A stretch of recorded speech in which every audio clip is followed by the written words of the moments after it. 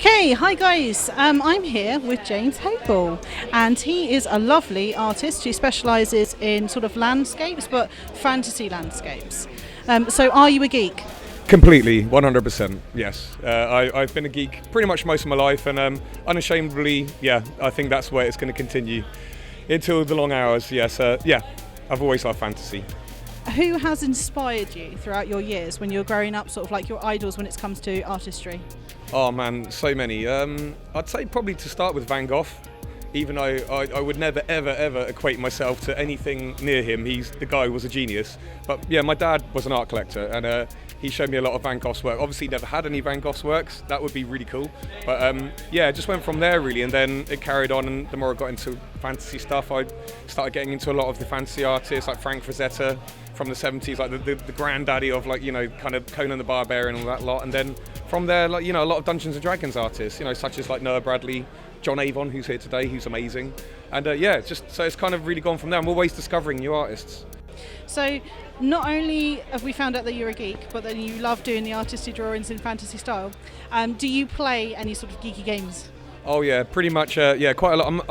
I'm massively into my video games. I've always been into video games as well, so it's nice whenever I get a commission that comes up that's to do with video games. That's always great. But alongside card games, probably Magic the Gathering's like the big thing. I love playing Magic. I'm always up for playing new people with Magic. And alongside that, Talisman, randomly. If you guys are aware of Talisman, me and my brothers love that game. So yeah, generally that and Magic the Gathering is what we play. Not only that, but we've seen. I'm sure we're going to show images of your works down here. Do you have a favourite piece, or a piece that means something special for you, or do they all mean it? Because as an artist myself, when I'm doing anything, I always find, like, by the time you finished a piece, you're like, I kind of don't want to let this go now. Yeah, that's a really good question. Probably, yeah, I'd say like sort of probably a favourite piece is probably actually a piece I did of a pirate corsair. It's actually the backdrop I've got here. Generally because it was kind of the first piece I really did where I was trying to strive a certain level of quality for myself. And it was the first time I kind of got to that point where I'm like, that's kind of meeting the kind of level that I want personally for getting out to people. So that'll always be a significant, important piece for me, and kind of like mine, like kind of personal little mascot, because I came up with the concepts for the character, and yeah, so yeah, I'd say that piece really. I think it's when you always, as an artist, when you push yourself out of your comfort zone as well, I think that's a big thing. Do you think that was for that piece? Very much so, yeah. It was actually quite an easy piece to do. You can, like, the process for painting can be so up and down. Some pieces can be a nightmare, and some pieces can be quite pleasurable. And actually, that piece was actually a nice piece to work through. It kind of just took its time, you know, 30 hours later, and I was pleased with the image. When sometimes just wrestling with or at least I am wrestling with a painting for hours. So yeah, it is. That one was actually quite pleasurable to do. It was okay. What type of comics have you done? Okay, it's mainly kind of indie comics that I've done so far. It's actually a couple of companies based in LA of all places that I've been doing comics for. It's actually under a company called Seraphim Films. They kind of release a lot of indie comics, so I've been doing a bit of work through them.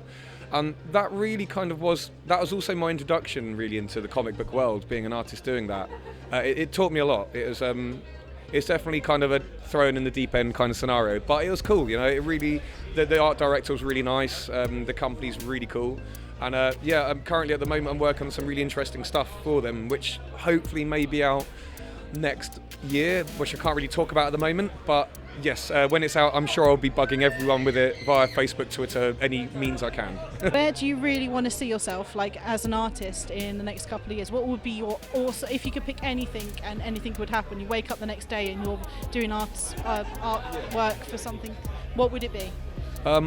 Probably say, like, in the next 10 years, I'd really like to see myself just really carrying on with what I'm doing, developing it to the point where I can comfortably pay rent, comfortably live, you know, doing what I love, basically. That's really it. Like, really who I work for doesn't, like, sort of freelance-wise, like, doesn't really bother me. It's as long as they're nice people, I don't really mind. Like, as long as I'm just doing subject matter that I'm interested in as well, it doesn't really matter. Like, yes, like, there's big companies that I love, like Wizards of the Coast, Fantasy Flight Games, they're awesome, you know, etc. Like, companies like that would be great to work for, and I hope I get work with those people in the future. But really, it's just kind of comes down to being comfortable doing what I love.